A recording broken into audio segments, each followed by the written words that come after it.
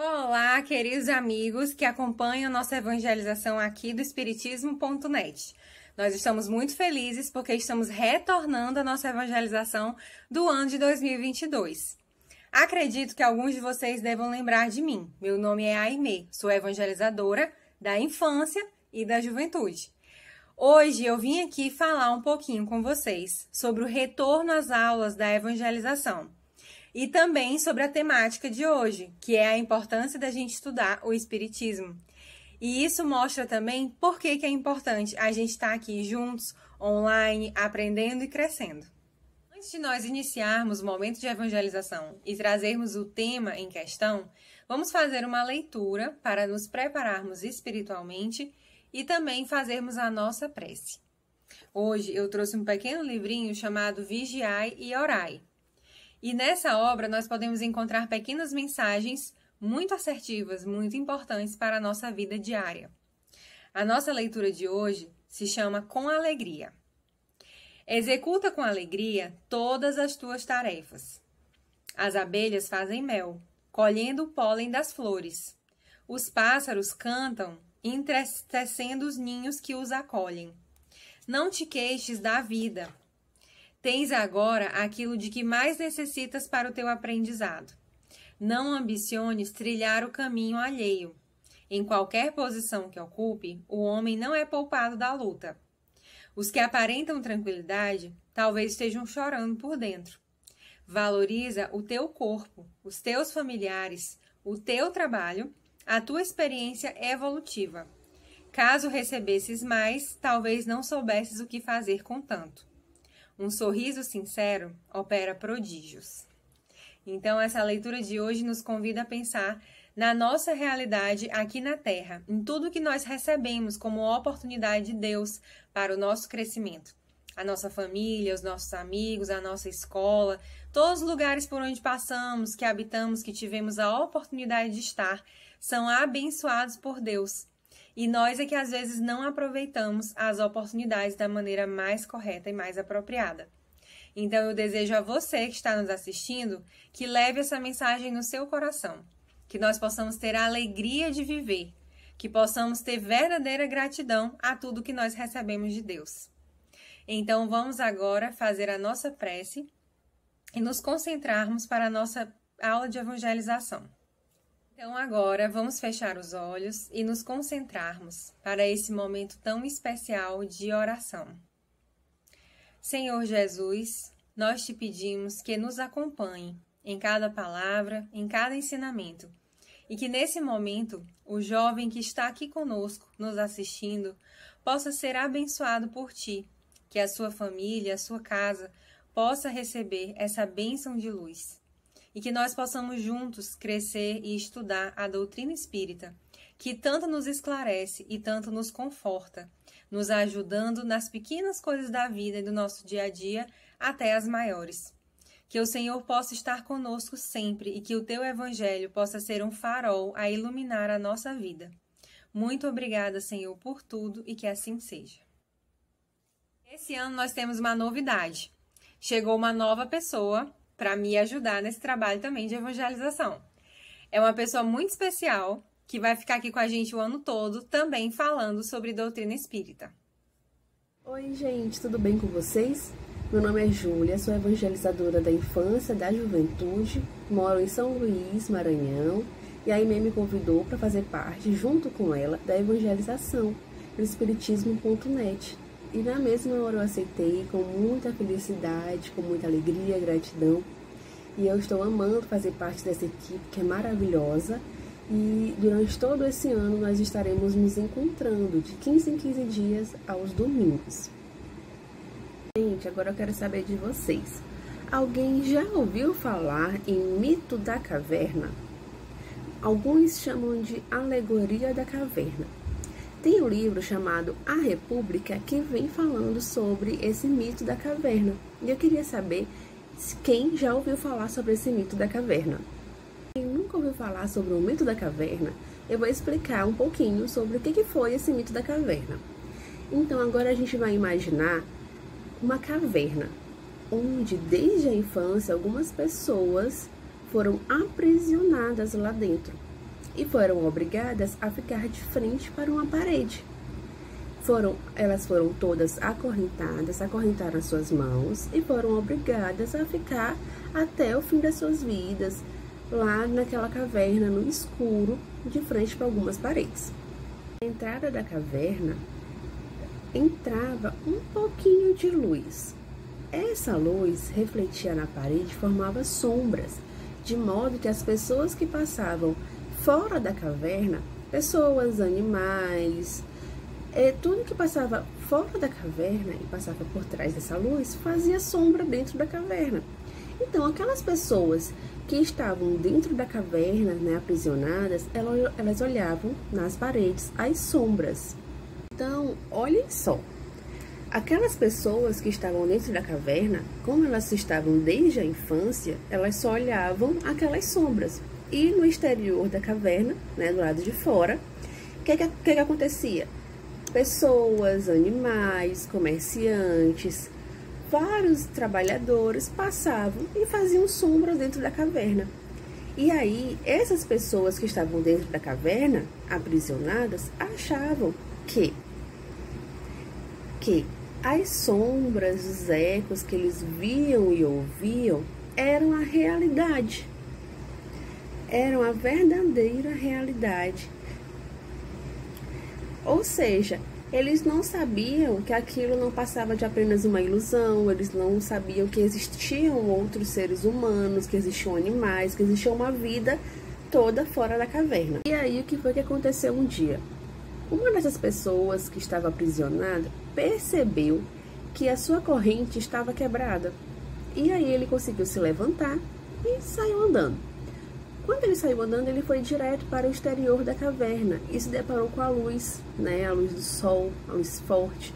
E como ele não estava acostumado com essa luz, ele vivia numa escuridão, acabou doendo muito os olhos dele, ele quase machuca o olho dele, e aí ele sentiu muito incômodo, ao ponto de deixá-lo cego por algumas horas. E aí passa algumas horas, né? A visão dele volta. E ele acaba percebendo que aquilo que parecia uma fogueira, aquela luz forte para ele, era na verdade a luz solar. E aí, mesmo com a dificuldade dele de enxergar na hora, né, depois que ele se recuperou da visão, o sentimento que ele estava tendo era uma coisa muito boa. Como ele relata, o sentimento era... Ele não conseguia nem explicar o que estava sentindo na hora. Ele ficou realmente sem palavras. E aí, o que foi que ele fez depois? Saiu da caverna e aí ele descobriu várias pessoas, descobriu os animais, descobriu umas charretes, as árvores, várias coisas. Então, o mais importante, o principal que ele descobriu foi que existia vida, existia uma realidade totalmente diferente da que eles viviam, da que eles sabiam que existiam na caverna. E aí ele descobre que tudo aquilo que eles achavam, né, que era vida, que era realidade dentro da caverna, que eram as sombras nas paredes, não se passava de sombras das imagens reais. E ele, muito feliz, animado com a novidade, foi correndo para a caverna contar para os seus amigos o que ele tinha visto, e a fim de soltar, né, de libertar todos os seus amigos que estavam dentro da caverna. Só que aí, quando ele começou a contar para os seus amigos tudo que tinha fora da caverna, os amigos dele começaram a sorrir da cara dele. Não acreditaram em nada do que ele tinha falado, nada do que ele viu, e começaram a chamar ele de louco, começaram a sorrir da cara dele. Inclusive, até ameaçaram ele de morte se ele não parasse de falar tanta besteira naquela hora. Então, olhem só. Aquelas pessoas que estavam dentro da caverna, como elas estavam desde a infância, elas só olhavam aquelas sombras. E no exterior da caverna, né, do lado de fora, o que acontecia? Pessoas, animais, comerciantes, vários trabalhadores passavam e faziam sombra dentro da caverna. E aí, essas pessoas que estavam dentro da caverna, aprisionadas, achavam que As sombras, os ecos que eles viam e ouviam eram a realidade. Eram a verdadeira realidade. Ou seja, eles não sabiam que aquilo não passava de apenas uma ilusão, eles não sabiam que existiam outros seres humanos, que existiam animais, que existia uma vida toda fora da caverna. Então, sendo assim, qual é a relação que a gente pode fazer entre o plano espiritual e o mito da caverna? Bom, é muito simples. É só a gente pensar o seguinte: o mito fala de pessoas que estão presas. Elas não estão vendo a realidade como ela é. Elas estão vendo apenas sombras. E as sombras na parede são ilusões, não são a realidade como ela é. Então, dessa forma, quando a gente reencarna e vem para a Terra, é como se a gente estivesse momentaneamente numa caverna. Essa caverna é a caverna da materialidade. Aqui tudo é material, né? Nós temos um corpo e todas as coisas que nós lidamos são materiais. Mas ainda assim existe o espírito e as energias que nós não estamos vendo e percebendo. Nem todas as pessoas percebem. Então, apesar de nós estarmos aqui nessa caverna, nós temos um propósito nessa vida. Mas um dia nós vamos nos libertar dessa caverna material e a gente vai conhecer a verdadeira vida, a realidade como ela é, que é o plano espiritual. Aí, quando aquela pessoa que se solta das correntes e ela sai da caverna e ela descobre uma realidade gigantesca, o que ela tem vontade de fazer? De voltar para a caverna e contar para as outras pessoas para que elas também se libertem, que elas também tenham consciência da realidade. Só que o que acontece? As pessoas não aceitam. Elas não gostam daquele discurso de que a realidade é outra. Então, elas preferem continuar presas na caverna. Isso acontece com muitas pessoas, inclusive nós que estudamos o Espiritismo. Porque nós temos consciência da vida espiritual, mas sabemos que muitas pessoas não terão essa consciência nessa vida. E aí, dessa maneira, cabe a nós fazermos as nossas mudanças. Se nós sabemos que a vida não acaba depois da morte, que a vida não é apenas essa vida material, nós então temos que nos reconhecer como espíritos imortais e sabermos que todas as coisas que nós vivemos aqui têm uma consequência para o futuro.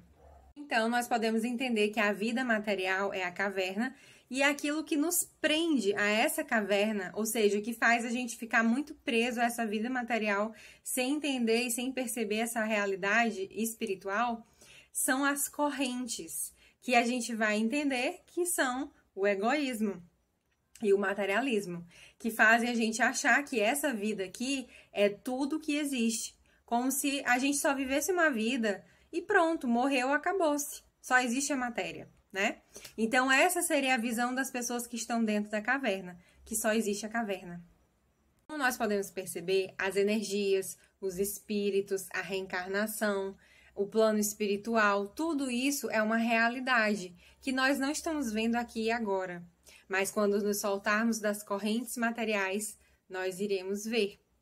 E aí, nesse outro lado, nós iremos para lugares bons ou ruins, de acordo com aquilo que nós fizemos aqui na Terra.